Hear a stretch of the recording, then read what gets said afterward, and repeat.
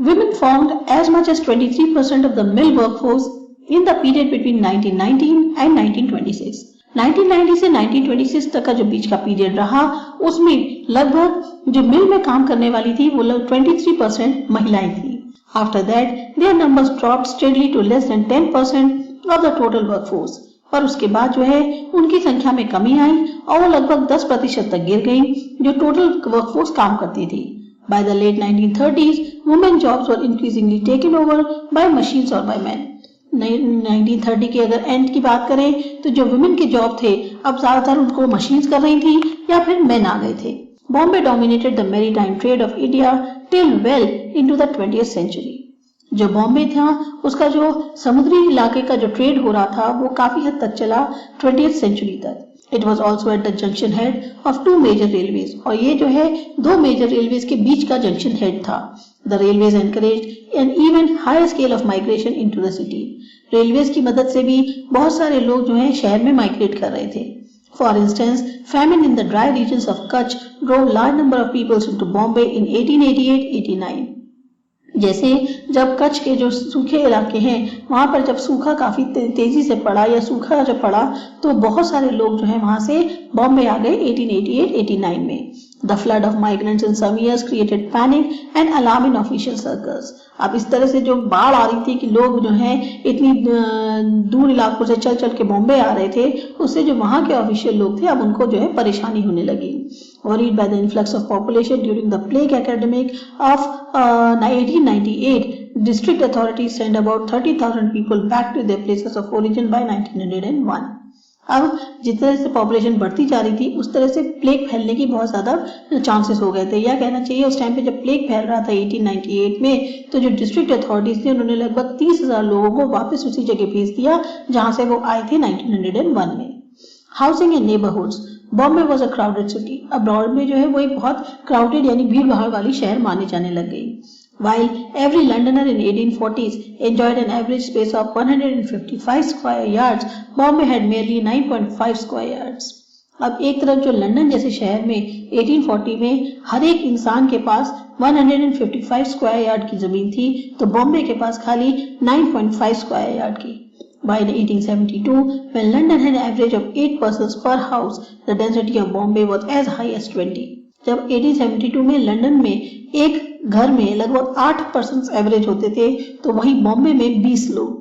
From its earliest days, Bombay did not grow according to any plan, and houses, especially in the fort area, were interspersed with gardens. Early stage से यानी शुरुआती दिन से कहा जाए तो बॉम्बे जो है किसी प्लान के अकॉर्डिंग डेवलप नहीं हुआ और जो घर थे खासतौर से जो फोर्ट इलाकों में थे वहां पे जो है सिर्फ गार्डन्स हो गए थे. The Bombay Fort area, which formed the heart of the city in the early 1800s, was divided between a native town where most of the Indians lived and a European and the white section. जो Bombay fort area था जिसको कि हम शहर का heart मानते थे वहाँ के शुरुआती सालों में 1800 के वो जो है एक तरह से डिवाइड हो गया था. एक था नेटिव टाउन जहाँ पे ज्यादातर इंडियंस रहते थे और एक यूरोपियन टाउन था जहाँ पे सारा व्हाइट सेक्शन रहता था, ये यूरोपियंस रहते थे. A European suburb and an industrial zone began to develop to the north of the fort settlement area with a similar suburb and cantonment in the south. अब जो यूरोपियन सबर्ब था जहाँ Europeans लोग रहते थे या जो इंडस्ट्रियल जोन था वो तो डेवलप करने लग गया नॉर्थ साइड में क्योंकि वहां पे वो लोग रहते थे फोर्ट सेटलमेंट एरिया में और उसी तरह का कुछ सबर्ब या कैंटोनमेंट डेवलप होने लग गया था साउथ में. This racial pattern was true of all three presidency cities. और ये जो रेशियल भेदभाव था ये जैसे कहेंगे तीनों जो प्रेसिडेंसी सिटीज थी उनके लिए बिल्कुल सही था या सच था. With the rapid and unplanned expansion of the city, the crisis of housing and water supply became acute by the mid-1850s. अब एक तरह से जो बिना सोचे समझे बिना प्लान किए और तेजी से जो शहर का विकास हो रहा था या विस्तार हो रहा था उससे क्या था कि जो हाउसिंग या वाटर सप्लाई की प्रॉब्लम थी वो बहुत ज्यादा बढ़ गई थी mid-1850s में. The arrival of the textile mills only increased the pressure on Bombay's housing. और ये जो बॉम्बे के अंदर टेक्सटाइल मिल्स आ गई उससे भी जो है बॉम्बे हाउसिंग के ऊपर प्रेशर काफी बढ़ता जा रहा था. Like the European elite, the richer Parsi, Muslim and upper caste traders and industrialists of Bombay live in sprawling spacious bungalows. अब जिस तरह से यूरोपियंस रहते थे उसी तरीके से जो कुछ रिच फारसी लोग थे, मुस्लिम्स थे या जो अपर कास्ट के ट्रेडर्स और इंडस्ट्रियलिस्ट थे बॉम्बे में वो भी बड़े बड़े और स्पेशियस बंगलों में रहते थे. In contrast, more than 70% of the working people lived in the thickly populated chawls of Bombay, जबकि 70% जो वर्किंग लोग थे वो बहुत ज्यादा जो है बॉम्बे में जो चौल है उसमें रहते थे और वहां बहुत ज्यादा थिक पॉपुलेशन हो गई थी। Since workers walked to their place of work, 90% of the mill workers were housed in the Girangaon, a mill village not more than 15 minutes walk from the mills. अब ज्यादातर जो वर्कर्स थे वो अपने काम करने की जगह पे पैदल जाते थे, इस वजह से 90% मिल वर्कर्स थे उनके घर जो है गिरन गांव में थे, जो कि एक मिल विलेज थी और 15 मिनट की दूरी पे थी उनके जहां पे वो लोग रहते थे उससे। Chawls were multi-story structures which had built from at least the 1860s in the native parts of the town. चौल जो है मल्टी स्टोरी स्ट्रक्चर्स थे जिनको इसलिए बनाया गया था कि एटलीस्ट वहां पे जो नेटिव पार्ट्स है टाउन के वहां पर 1860 में लोग रह सकें। Like the tenements in London, these houses were largely owned by the private landlords such as merchants, bankers and building contractors looking for a quick ways of earning money from anxious migrants.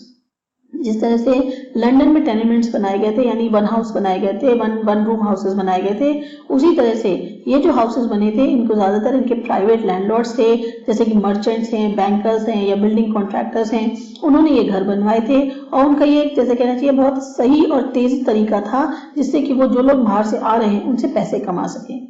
Each chawl was divided into smaller one-room tenements which had no private toilets. हर चौल में जो है छोटे छोटे कमरे बने हुए थे किराए के लिए, लेकिन उनमें कोई भी प्राइवेट टॉयलेट्स नहीं थे।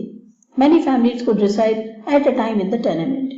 बहुत सारी फैमिलीज जो हैं वो इस टेनेमेंट में यानी इस वन रूम हाउस में रहती थी। The census of 1901 reported that the mass of the island's population or 80% of the total resides in the tenements of one room. जो सेंसस की रिपोर्ट है 1901 की वो बताती है कि जैसे कि ये बहुत बड़ी आबादी जो है पॉपुलेशन की या कह सकते हैं 80% टोटल आबादी जो है वो इन्हीं टेनेमेंट्स में रहती थी जो एक रूम के थे। The average number of occupants lies between 4 and 5 और हर कमरे के अंदर लगभग 4 से 5 लोग रहते थे। High rents forced workers to share homes either with relatives or caste fellows or who were streaming into the cities. अब किराए इतने ज्यादा थे कि जो वर्कर्स हैं वो ज्यादातर जो है रूम को या घर को शेयर करते थे, चाहे वो रिलेटिव्स के साथ हो या अपनी सेम कास्ट के लोगों के साथ हो या फिर जो लोग शहर में आकर रह रहे हैं उनके साथ हो। People had to keep the windows of their rooms closed even in humid weather due to the close proximity of filthy gutters, privies, buffalo stables, etc. जो लोग थे उन्हें अपने कमरों की खिड़कियां जो है वो बंद रखनी पड़ती थी, चाहे ह्यूमिड वेदर ही क्यों ना हो, क्योंकि जो गटर्स थे उनकी गंदगी की स्मेल आती थी। वहां पर क्या कहते हैं आपका जो भी डिस्पोज ऑफ हो रहा है वो सब वहीं हो रहा है, बफेलोज के स्टेबल्स वहीं पे हैं, तो सबको अपनी खिड़कियां बंद रखनी पड़ती थी। Yet though water was scarce and people often quarreled every morning for a turn at the tap, observers found that houses were kept quite clean. अब एक तरफ जहाँ पानी की कमी थी, लोगों की रोज सुबह लड़ाई होती थी कि टैप पे जो है किसका नंबर आएगा, तभी ऑब्जर्वर्स ने ये देखा कि जो घर है वो काफी साफ रखे जाते थे।